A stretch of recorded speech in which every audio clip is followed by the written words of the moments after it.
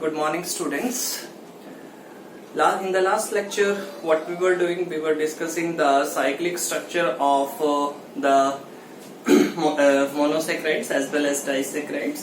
So, जो भी हमारे पास कार्बोहाइड्रेट्स थे उनके हमने स्टडी किए थे साइक्लिक स्ट्रक्चर, ग्लूकोज का स्ट्रक्चर हमने स्टडी किया था, पायरेनो स्ट्रक्चर, फ्रुक्टोज का फ्यूरेनो स्ट्रक्चर जो है वो स्टडी किया था, how the cyclization will take place वो हमने स्टडी किया था। ठीक है, साइक्लिक स्ट्रक्चर की तरफ हम क्यों प्रोसीड किए, because there were certain reactions which were not shown by the open chain structure, तो उसकी वजह से हम जो है वो किसकी तरफ शिफ्ट किए, साइक्लिक स्ट्रक्चर्स की तरफ जो है शिफ्ट किए। ठीक है, उसके बाद मैंने आपको कुछ क्वेश्चंस दिए थे, जैसे आपके पास माल्टोज है। ठीक है, तो माल्टोज जो वो डाइसैकेराइड है, जैसे ही माल्टोज की अगर हाइड्रोलिसिस करते हैं तो हमारे पास जो यूनिट्स ऑब्टेन होती हैं वो आती हैं अल्फा डी ग्लूकोज।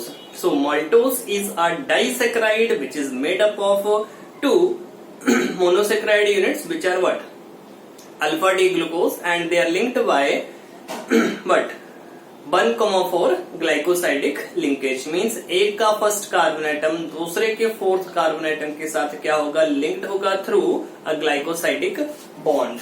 ठीक है, तो अगर माल्टोज की बात करें तो माल्टोज क्या है, ये डाइसैकेराइड है। Maltose is a disaccharide made up of two alpha D glucose units joined by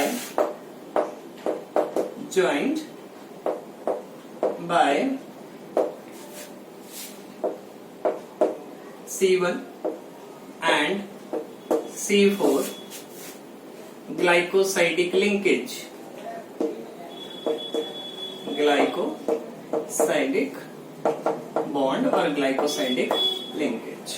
ठीक है, तो अब अगर माल्टोज की हमने हाइड्रोलिसिस की तो क्या बना, दो अल्फा डी ग्लूकोज जो है वो यूनिट्स फॉर्म हो रही हैं, अल्फा डी ग्लूकोज है। तो अगर डी ग्लूकोज की बात करें तो और अल्फा डी ग्लूकोज है, अगर तो अल्फा के केस में क्या आ जाता है, हमारे पास OH ग्रुप जो है डाउनवर्ड आएगा, एक ये आ गया हमारे पास H। उसके बाद सेकंड पे भी कन्फिग्रेशन एज इट इज होगी, थर्ड कार्बन एटम पे कन्फिग्रेशन अपोजिट होती है, फोर्थ कार्बन एटम पे कन्फिग्रेशन ऐसे होगी, फिफ्थ और सिक्स्थ की कन्फिग्रेशन एज इट इज। ये आ गया मेरे पास अल्फा डी ग्लूकोज। अब इसका फर्स्ट कार्बन एटम और दूसरा जो है आपके पास that is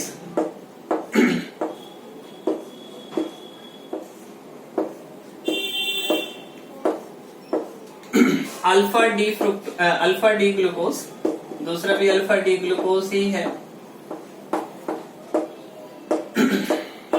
HOH HOH and OH HOH CH2OH। ठीक है, अब इस कार्बन और इस कार्बन के बीच में क्या फॉर्म होगा, ग्लाइकोसाइडिक लिंकेज जो वो फॉर्म होगी। तो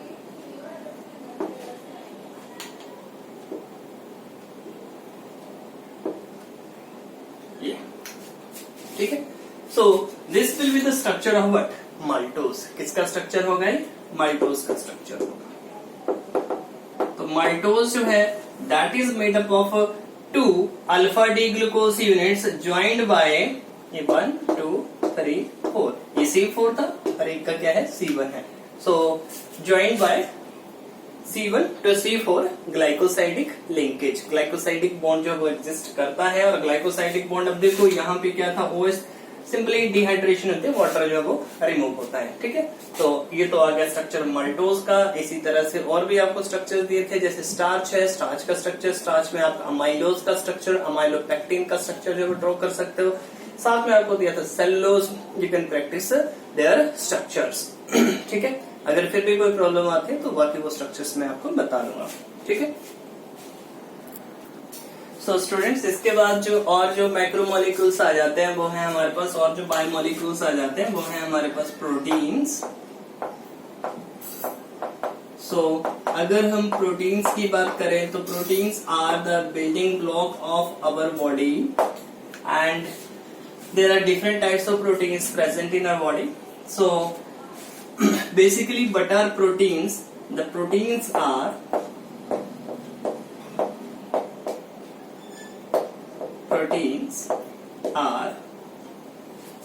the macromolecules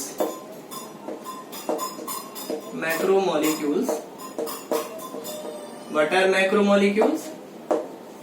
Macromolecules are what? Molecules with large molecular masses. Molecules with large molecular masses. ठीक है? The proteins are the macromolecules which are made up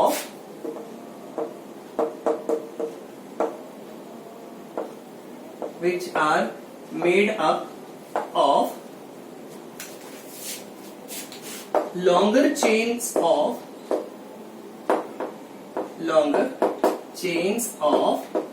amino acids. ठीक है?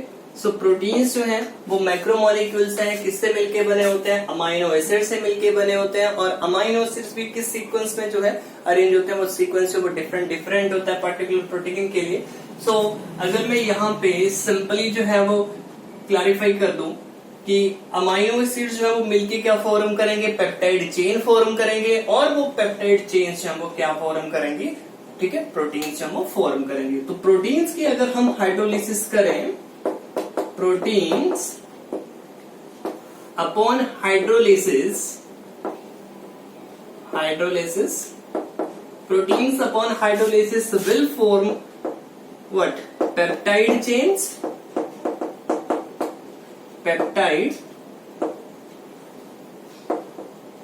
and peptide chains upon further hydrolysis will form amino acids.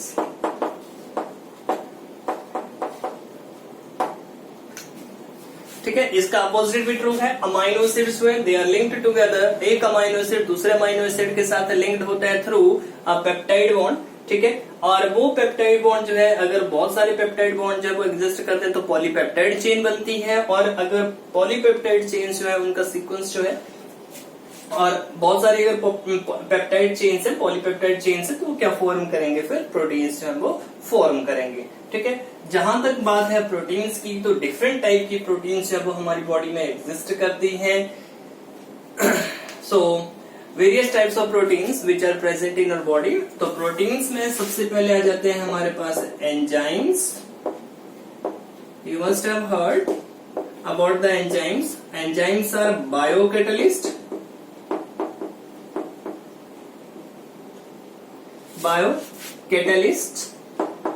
ठीक है, biochemical reaction को ये क्या करते हैं? स्पीड अप करते हैं। So enzymes are biocatalyst, they will speed up the biochemical reaction. And the important thing regarding the enzymes is that during the course of the reaction the enzymes are not consumed, they will be required in very small quantity। और जो भी reaction बहुत ही slow rate में अगर हो रहा है, अगर एंजाइम्स उसमें यूज करेंगे तो रिएक्शन का रेट जो है वो बहुत ज्यादा मैनी फोल्ड से वो क्या हो जाता है? इंक्रीज हो जाता है। ठीक है, and most of the enzymes, even almost most of the enzymes are what? Proteinaceous in nature. उनकी जो कंपोजिशन है वो किसकी बनी हुई है? प्रोटीन्स की बनी हुई है। ठीक है, ठीक है। अब जो प्रोटीन्स है वो डिफरेंट टाइप के, जैसे एंजाइम्स के फॉर्म में एग्जिस्ट कर सकती हैं, और हमारे पास क्या हो सकते हैं? हॉर्मोन्स हो सकते हैं, हॉर्मोन्स हो सकते हैं। वेरियस मेटाबॉलिक एक्टिविटीज को क्या करते हैं? रेगुलेट करते हैं, हॉर्मोन्स हो गए। कॉन्ट्रैक्टाइल प्रोटीन्स हो गई, कॉन्ट्रैक्टाइल प्रोटीन्स है, जैसे हार्ट के मसल्स हैं उनमें ट्रोपोनिन प्रोटीन जो वो प्रेजेंट होती है। मायोसिन फिलामेंट है, जैसे एक्टिन फिलामेंट है, मायोसिन फिलामेंट है, तो एक्टिन और मायोसिन जो है प्रोटीन्स वो प्रेजेंट होती है वहां पे। स्ट्रक्चरल प्रोटीन्स होती है, स्ट्रक्चरल प्रोटीन्स होती हैं। हेयर्स में प्रेजेंट है केराटिन प्रोटीन होती है, ठीक है, नेल्स में प्रेजेंट होती है keratin protein. So there are different types of proteins. और अगर देखें ब्लड में भी जो है वो डिफरेंट टाइप की प्रोटीन्स है वो प्रेजेंट होती हैं, and these proteins are known as transport proteins.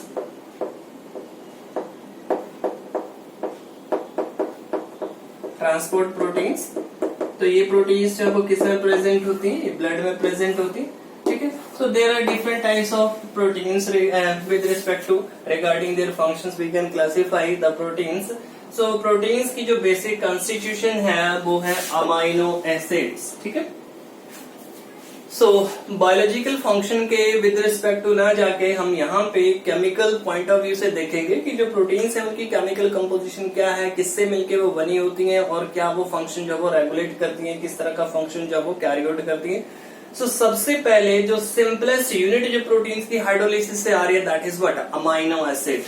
अब let us explore this word amino acid. जहां पे भी एसिड की बात आती है कार्बोक्सिलिक ग्रुप कंसीडर करोगे, कार्बोक्सिलिक एसिड, ठीक है, कार्बोक्सिलिक ग्रुप प्रेजेंट होगा और अमाइनो ग्रुप भी प्रेजेंट होगा। तो ऐसे कंपाउंड्स जिनमें NH2 ग्रुप भी प्रेजेंट है और कार्बोक्सिलिक ग्रुप भी प्रेजेंट है, ठीक है। ये जो टर्मिनल है this is known as N terminal, ठीक है, this is known as N terminal and this is known as C terminal. Amino acid में दो टर्मिनल आ गए, एक आ गया हमारे पास एन टर्मिनल और दूसरा क्या आ गया, सी टर्मिनल, ठीक है।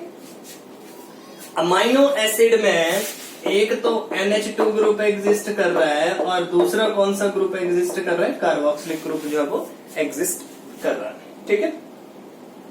So let us study the structure of amino acids.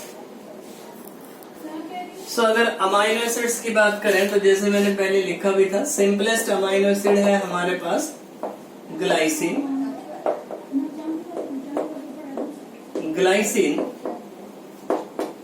Glycine is simplest amino acid जिसमें एक कार्बोक्सिलिक ग्रुप प्रेजेंट है और एक क्या है, NH2 ग्रुप जो प्रेजेंट है, ठीक है। और है जैसे एलेनिन है, तो एलेनिन के केस में आप क्या करोगे, यहाँ पे एक हाइड्रोजन को रिप्लेस कर दो किससे, मिथाइल ग्रुप से। यही अमाइनो एसिड रखा मैंने, एक हाइड्रोजन को मैंने किससे रिप्लेस कर दिया है, अब मिथाइल ग्रुप से रिप्लेस कर दिया है। तो अब ये जो अमाइनो एसिड बनेगा this is known as what, this amino acid is known as alanine, ठीक है। अब और भी डिफरेंट अमाइनो एसिड्स हैं जैसे, तो अगर इनकी क्लासिफिकेशन की बात करें तो classification of amino acids, classification of amino acids, तो क्लासिफिकेशन में सबसे पहले हमारे पास आ जाता है तीन टाइप के अमाइनो एसिड्स। एक है acidic amino acid, acidic amino acid. दूसरे आ जाते हैं हमारे पास बेसिक अमाइनो एसिड,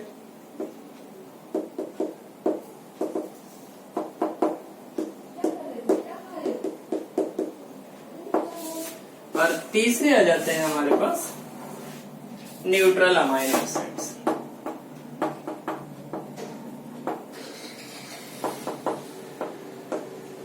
ठीक है, तो जहां तक बात रही एसिडिक अमाइनो एसिड्स की, तो acidic amino acids will contain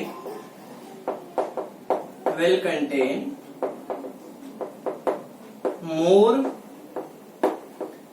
COOH group. ठीक है, NH2 के कंपैरिजन में ज्यादा कार्बोक्सिलिक ग्रुप प्रेजेंट होंगे तो किस तरह का बनेगा, एसिडिक बनेगा। If the amino acid contain more, और बेसिक अमाइनो एसिड की अगर बात करें दे विल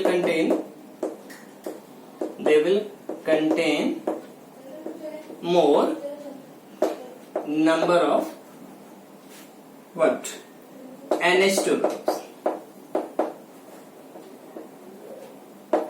ठीक है, और न्यूट्रल के केस में equal number of, they will contain equal number of or they will have equal number of NH2 and COOH groups. ठीक है, तो ये क्लासिफिकेशन आ गई। 3 टाइप के अमाइनो एसिड्स हैं। एसिडिक है, अगर ज्यादा कार्बोक्सिलिक ग्रुप है तो एसिडिक हो जाएगा, अगर ज्यादा NH2 ग्रुप है तो बेसिक हो जाएगा, और अगर जितने कार्बोक्सिलिक ग्रुप हैं उतने ही अगर आपके पास NH2 ग्रुप है तो क्या आ जाएगा आपके पास, ये न्यूट्रल अमाइनो एसिड आ जाएगा। एसिडिक अमाइनो एसिड की अगर बात करें तो जैसे आपके पास ग्लूटामिक एसिड आ जाएगा, एस्पार्टिक एसिड आ जाएगा। ठीक है, तो ये आ जाएंगे आपके पास एसिडिक अमाइनो एसिड में। और अगर बेसिक अमाइनो एसिड की बात करें, बेसिक अमाइनो एसिड्स की बात करें तो आ जाता है लाइसिन आ जाता है, फिर आर्जिनिन आ जाता है। ठीक है, और न्यूट्रल अमाइनो एसिड का एग्जांपल जैसे लिख भी रखा है यहाँ पे, ये किस तरह के, एक कार्बोक्सिलिक ग्रुप है, एक NH2 ग्रुप है, किस तरह का हो गई, न्यूट्रल अमाइनो एसिड होगा। Clear? Next is Zwetterian structure of properties of amino acids. So properties of amino acids, तो इसमें आ जाता है जैसे Zwetterian structures,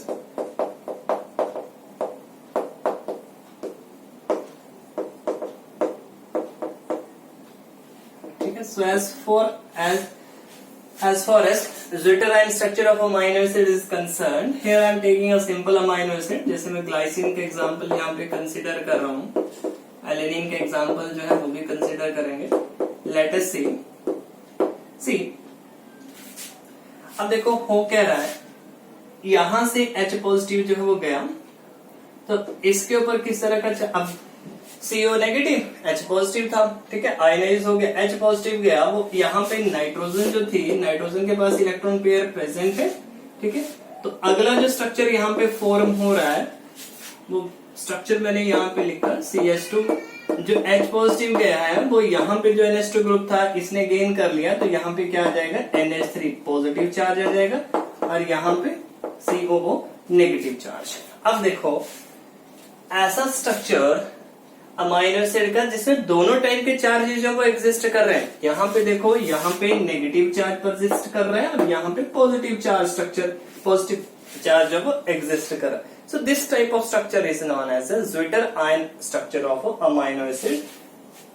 so Zwetterian structure is, it is the structure of amino acid, structure of amino acid which carries both positive as well as negative charges। जब एक ही structure में दो तरह के चार्जेस जो है पॉजिटिव और नेगेटिव चार्जेस, दोनों चार्जेस जो है एग्जिस्ट करते हैं, so this type of structure is known as what, Zwetterian structure. यही एग्जांपल अब हम नेक्स्ट जो एलेनिन के साथ है, ये तो मैं एग्जांपल लिया था मैंने ग्लाइसिन का, नेक्स्ट एग्जांपल में यहाँ पे एलेनिन का एग्जांपल जो वो कंसिडर कर रहा हूँ। ठीक है, तो इसके केस में भी देखो ये इक्विलिब्रियम में एग्जिस्ट कर सकता है, you can show like this. So यहाँ पे भी देखो क्या हो जाएगा, CH positive and COO negative. So this type of structure is known as Zwetterian structure of amino acid. ठीक है, इस तरह के स्ट्रक्चर को क्या बोलते हैं, Zwetterian structure of amino acid. Here we can say that dipolar structure, perfect term जो इसके लिए यूज की जा सकती है, that is dipolar structure. So dipolar structure of amino acid is known as Zwetterian structure, जिसमें दोनों तरह के चार्जेस जो एग्जिस्ट कर रहे हैं, positive as well as negative charge. Next is isoelectric point of amino acid, isoelectric point of amino acids, isoelectric point of amino acids। ठीक है, so what is isoelectric point of amino acids? So if we talk about the isoelectric point of amino acid, so it is defined as the pH or hydronium ion concentration or the hydronium ion concentration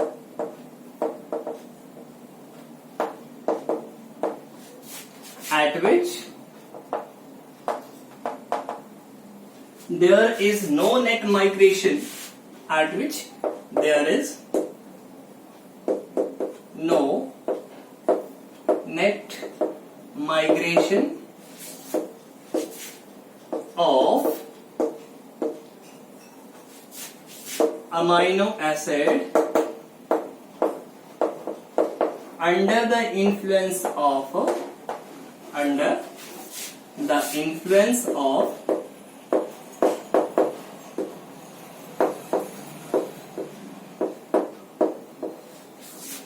electric field.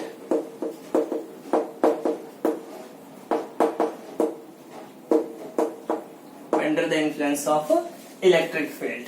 ठीक है.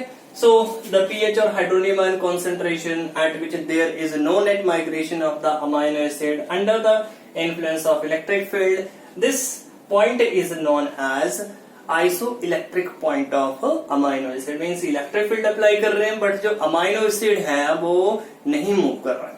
Amino acid का जो molecule है वो move नहीं कर रहा है. So ये जो concentration है, this concentration is known as what? Isoelectric point of amino acid. ठीक है. नेक्स्ट जो प्रॉपर्टी आती है इनके केस में, that is peptide bond.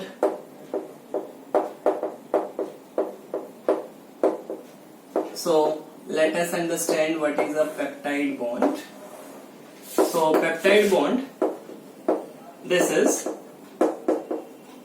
a bond formed between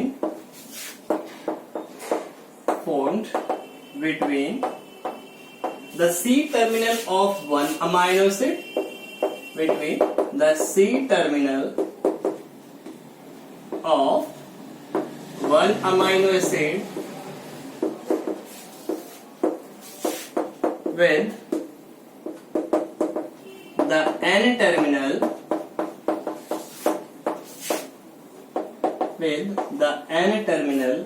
of another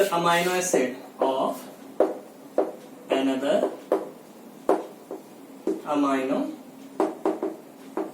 acid, एक अमाइनो एसिड का सी टर्मिनल दूसरे अमाइनो एसिड के एन टर्मिनल के साथ जब वो ज्वाइन करता है through the peptide bond. Let us understand the formation of peptide bond.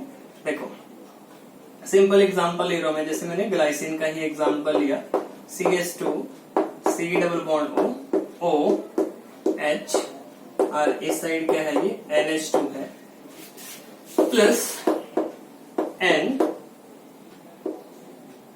एक हाइड्रोजन मैंने यहां पे लिख दी, एक हाइड्रोजन मैंने यहां पे लिख दी, and CH2 COOH. Now you can C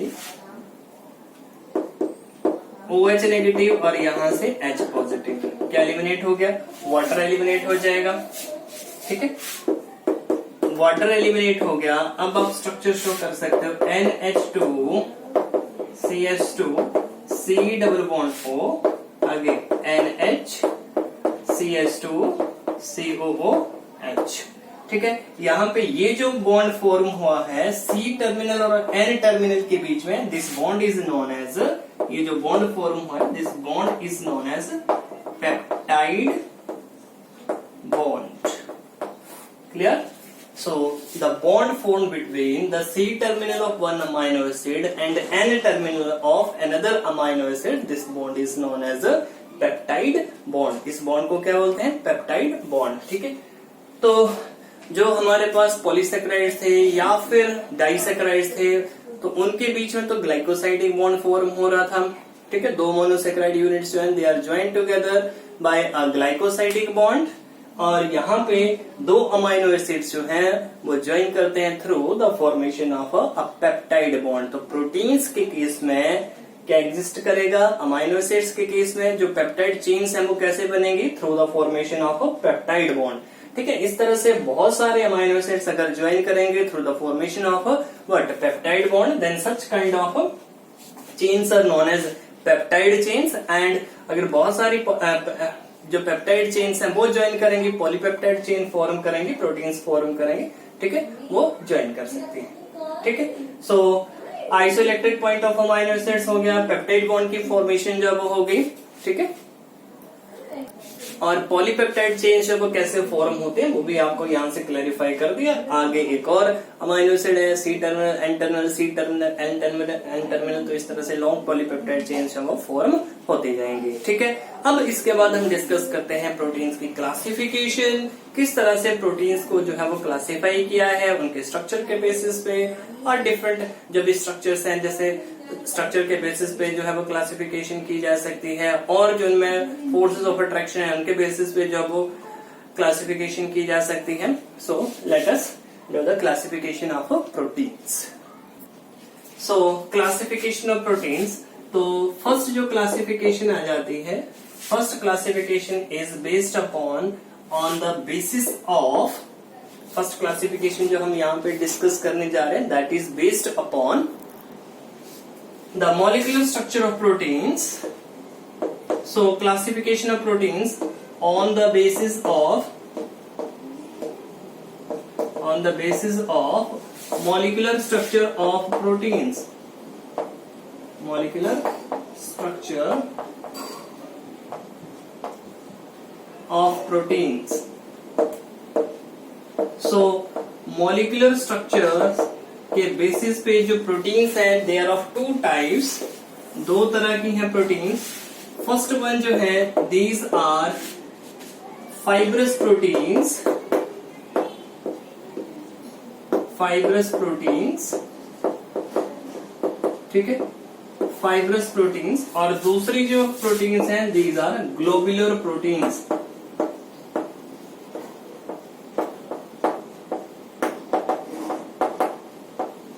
globular proteins.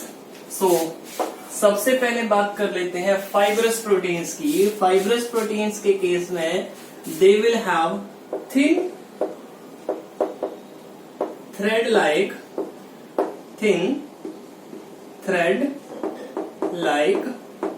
Structure. Fibrous proteins के केस में कैसा स्ट्रक्चर एग्जिस्ट करेगा? There will be thin thread like structure. In case of fibrous proteins there is thin thread like structure. जबकि globular proteins की बात करें तो globular proteins के केस में जो है folding will take place. In case of globular proteins compact structure will be there, compact structure will be there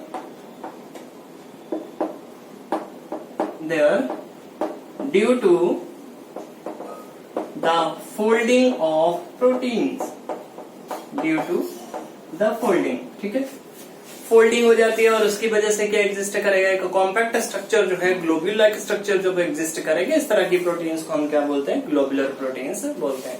अब देखो फाइब्रस प्रोटीन्स की अगर हम बात करें तो फाइब्रस प्रोटीन्स में एग्जाम्पल आ जाता है जैसे हेयर्स है, तो हेयर्स का किस तरह का स्ट्रक्चर होता है? थिन थ्रेड लाइक स्ट्रक्चर होता है, और हेयर्स में जो प्रोटीन प्रेजेंट होती है दैट इज कैराटीन, ठीक है। तो कैराटीन जो है that is an example of this type of protein, fibrous protein.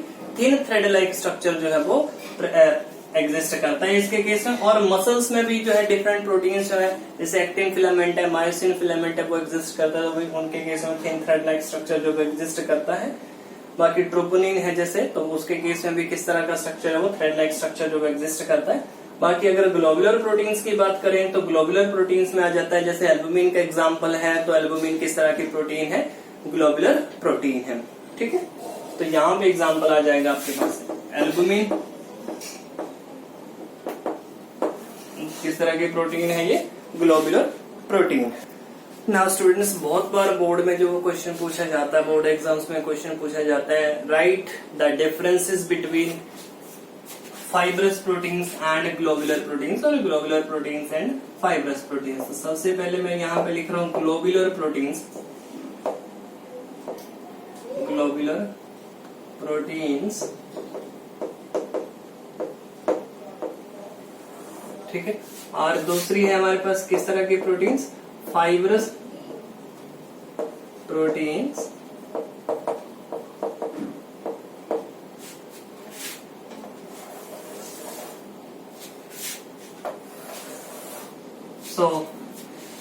अगर मैं ग्लोबुलर प्रोटीन्स की बात करूं तो ग्लोबुलर प्रोटीन्स में पहला डिफरेंस तो वही आ जाता है, किस तरह से फॉर्म होते हैं globular proteins. These are formed by the folding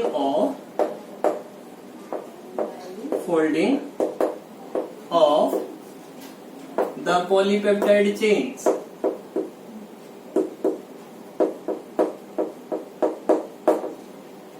peptide chains, ठीक है। तो ये तो जो है किस तरह से फॉर्म होती हैं, ये तो फॉर्म होती हैं by the folding of the polypeptide chains. And fibrous proteins, these are the linear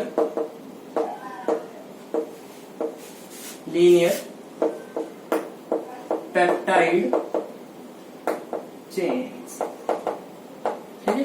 These are linear peptide chains formed by what? Peptide bonds, ठीक है। नेक्स्ट अगर डिफरेंस की बात करें तो वो आ जाता है solubility का। जो ग्लोबुलर प्रोटीन्स हैं, these are soluble in water,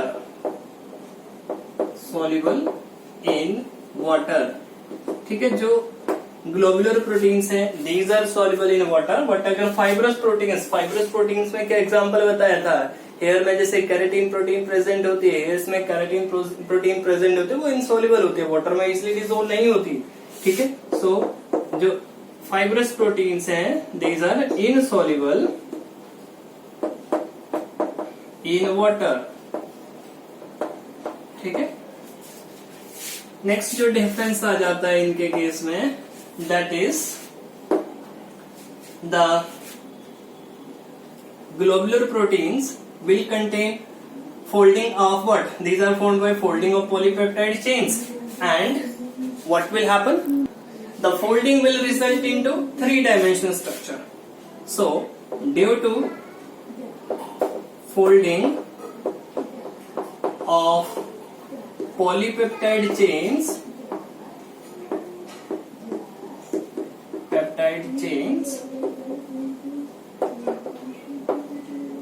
it results into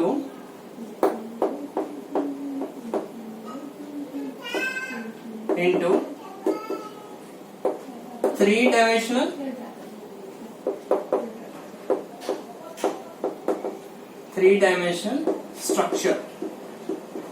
तो जो ग्लोबुलर प्रोटीन्स होंगी उनका स्ट्रक्चर किस तरह का होगा, थ्री डायमेंशनल स्ट्रक्चर होगा। और फाइब्रस प्रोटीन्स का किस तरह का स्ट्रक्चर होगा, लीनियर स्ट्रक्चर होगा, ठीक है। बाकी हाइड्रोजन बॉन्डिंग जो है वो कंपनसेट करती है, हाइड्रोजन बॉन्डिंग इनमें भी एग्जिस्ट करेगी, उनमें भी एग्जिस्ट करेगी, ठीक है। वो कोई डिफरेंस नहीं है, ठीक है। नेक्स्ट आ जाता है इनके एग्जांपल, एल्बुमिन आ गई, इंसुलिन आ गई, ठीक है। ये किस तरह की प्रोटीन्स हैं, इंसुलिन है। तो ये तो आ गई हमारे पास किस तरह की प्रोटीन्स है, ग्लोबुलर प्रोटीन्स है। और फाइब्रस प्रोटीन्स में केराटिन आ गई, मायोसिन आ गई, ठीक है, फाइब्रिन आ गई, ठीक है।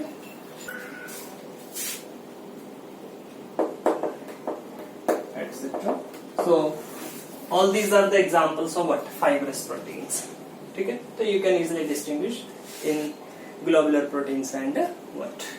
फाइब्रस प्रोटीन्स, ठीक है। इसके बाद हम जो है क्लासिफिकेशन स्टडी करेंगे, primary structure, secondary structure, tertiary and quaternary structure proteins का, ठीक है। और उसके बाद जो है विटामिन्स आ जाएंगे, और विटामिन्स के साथ साथ जो है न्यूक्लिक एसिड, डीएनए है, आरएनए है, किस तरह से जो फॉर्म होते हैं, ठीक है। नाइट्रोजनस बेसिस कौन कौन से हैं, उनके बारे में हम नेक्स्ट लेक्चर में स्टडी करेंगे।